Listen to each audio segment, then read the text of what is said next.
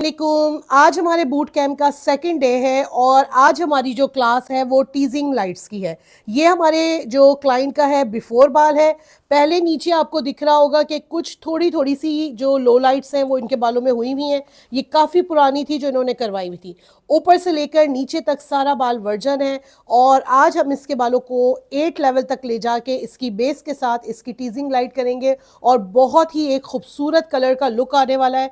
तो हमारे साथ जुड़े रहें और देखें कि हम इस काम को किस तरीके से करते हैं। जो होती है, जो सेक्शनिंग होती है वो किस तरीके से करनी है, पहले वो डिसाइड करेंगे।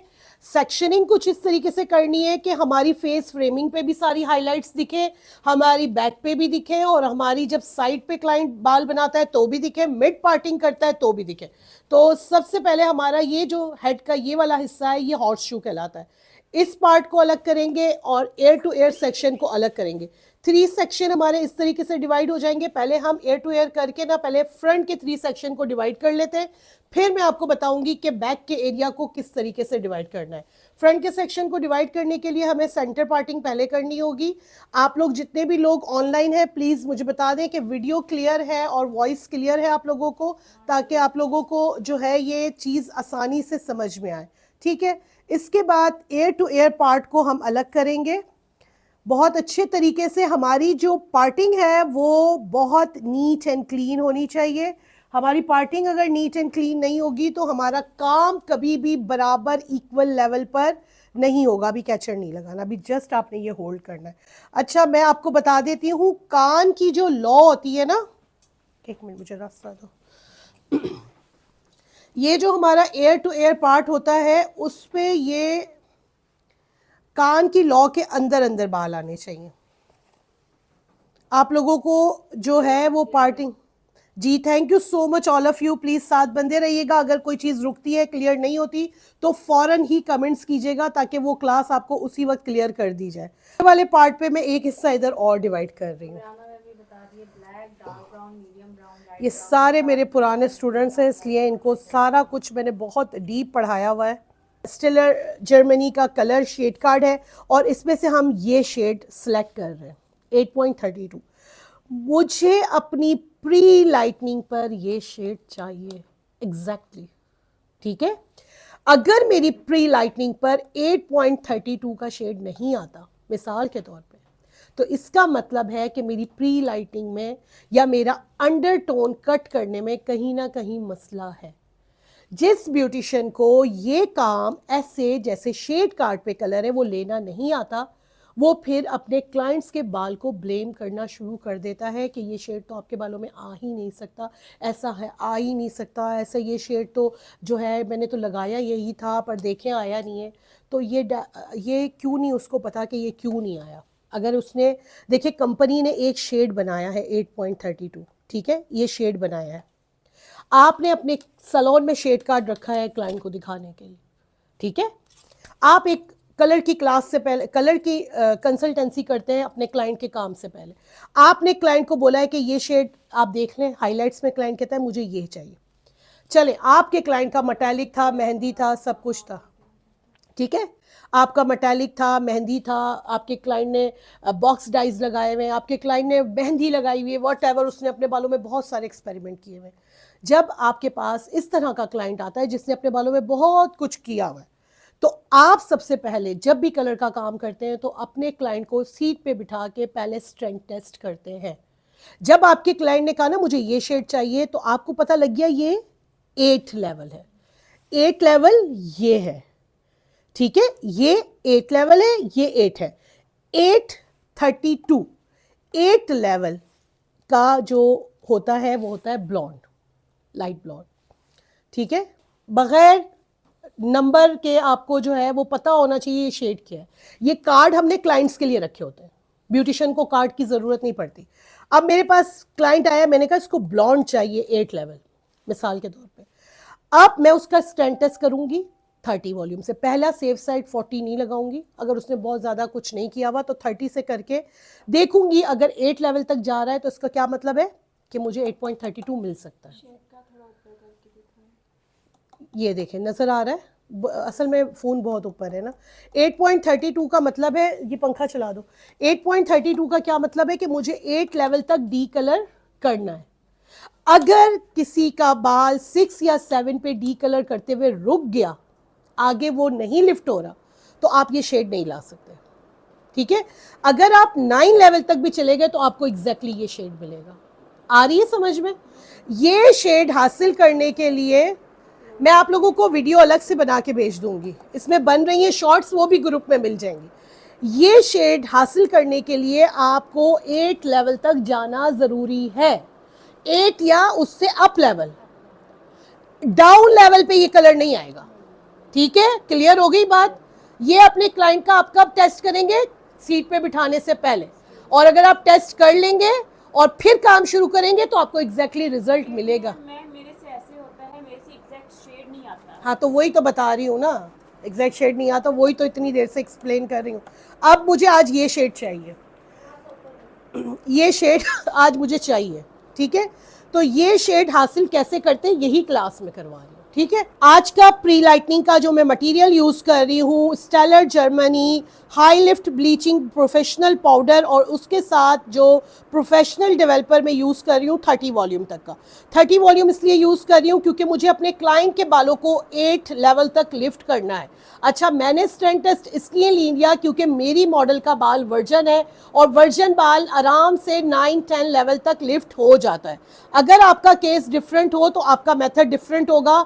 आपने लकीर का फकीर नहीं बनना है कि आप ही ने यही किया था तो हम भी यही करेंगे तो हमें सेम रिजल्ट मिलेगा। रिजल्ट हर क्लाइंट का आपको डिफरेंट मिलेगा, ठीक है।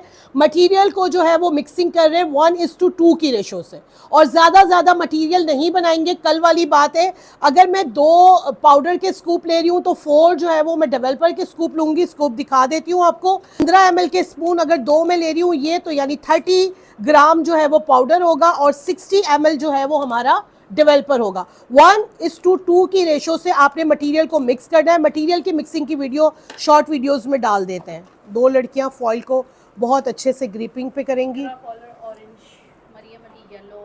Yellow orange is right answer. अच्छा देखें, यहाँ पर ये जो है, मुझे परवाना का शेड कार्ड उठा के दो, मैं आपको अभी बताती हूँ सारा कुछ। ये जो पार्टिंग है ना, ये हमने टीजिंग लाइट में स्लाइड जो करनी है ना वो स्लांट में होगी, स्ट्रेट नहीं होगी, ठीक है। क्लियर है कि आपकी पार्टिंग स्लांट में होनी चाहिए, ये याद रखिएगा कि स्लांट पार्टिंग करनी है। ये सारे लेवल्स, उसके नाम, उसके कंट्रीब्यूटिंग पिगमेंट जो आपको अंडरटोन पे मिलते हैं, और उसके कैरेक्टर बेस्ड कलर जो एंटी कलर्स हैं।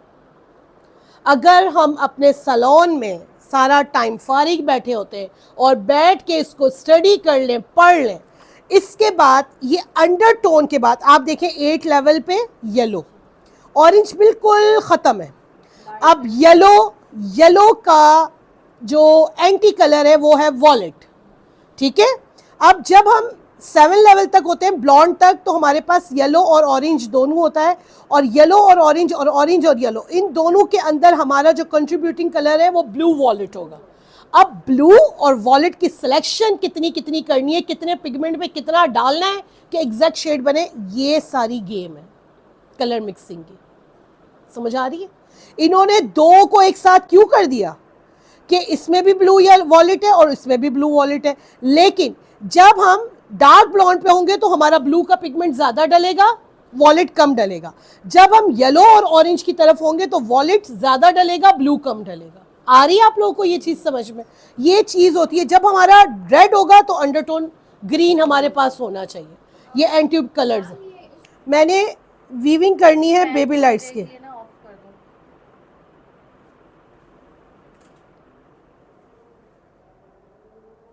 ठीक है, ये वीविंग ले ली, ठीक है।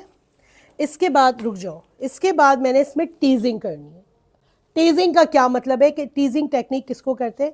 इसको आप थोड़ी सी बैक कॉम करेंगे। ये क्यों करते हैं अब मैं आपको ये बताती हूँ कि आपके ये वाले बाल और लाइट हो जाएंगे जो आपने वीविंग की है, और यहाँ ये जो इधर है ना, इधर डेप्थ की डेप्थ आ जाएगी। ये हिस्सा डार्कर हो जाएगा, ये हिस्सा लाइटर हो जाएगा, और प्रोडक्ट की जो एप्लीकेशन है हाथ फॉइल, ये आपने ऐसे सीधी सीधी नहीं लगानी। सबसे बड़ी मिस्टेक जो ब्यूटिशियंस करती हैं, ये आपकी टेक्निक ब्लर आएगी। आप मटेरियल नीचे से लगाएंगे, आपको अंडरस्टैंड हो रहा है? आपने मटेरियल नीचे लगाया और आपका ब्रश ब्लर कर रही है। शेडिंग आपके ऊपर से शेडिंग और नीचे डेप्थ आएगी कलर की। क्लियर? इसको फिर आप फोल्ड करेंगी यहां तक। अगर आपने ये फॉइल ऊपर तक ले गई, मिस्टेक बता रही हूं, माइनर माइनर सी जो गलतियां हैं, ये आप यूं ले गई कि बराबर लगा दूं, तो ये मटेरियल कहां टच हुआ? आपकी सारी ब्लर इफेक्ट खत्म। मैंने तो लगाया बड़ा अच्छा था, ये रिजल्ट क्यों पैचिया?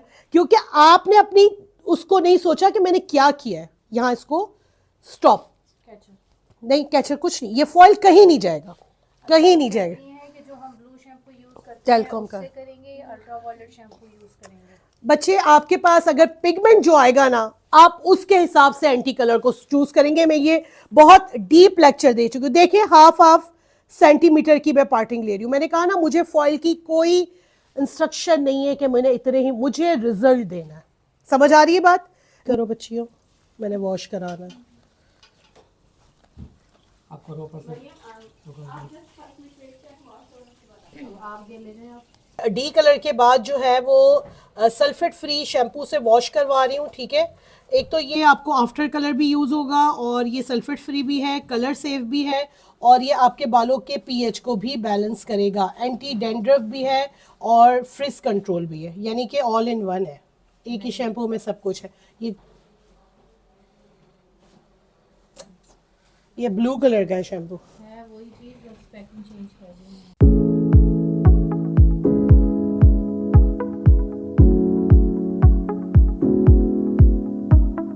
ये पहले मैंने थोड़ा कलर को बीट कर लेना है, सिफाई करेंगे, शैम्पू भी हो जाएगा और आपका येलो न्यूट्रल भी हो जाएगा। पकड़ना उसमें, इसमें कलर में लूंगी अभी। स्टूडेंट्स, आप लोगों को समझ में आ रही है?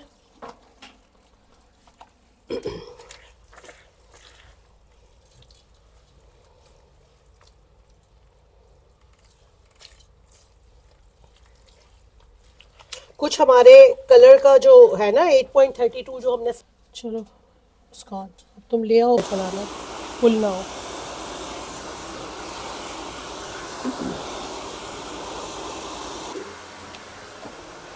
अब कलर बनाते हैं ना। इस वक्त जो मैं कलर बना रही हूँ वो स्टेलर जर्मनी कॉस्मिका का जो शेड है वो 8.32 है, ठीक है। 8.32 का हम शेड कर रहे हैं और इसको हम 3 टेक्निक्स के साथ करेंगे। तो मैं आपको सामने कलर बनाती हूँ, और बिफोर तो आपने देख लिया है सारा। अब जब आप आफ्टर रिजल्ट देखेंगे तो फिर आप देखिएगा कि कितना मजे का शेड आता है। 10 वॉल्यूम यूज कर रही हूँ। रूट से छोड़ेंगे 0.5 सेंटीमीटर और इतनी देनी है डेप्थ। ये बच्चा हाथ में पकड़ो,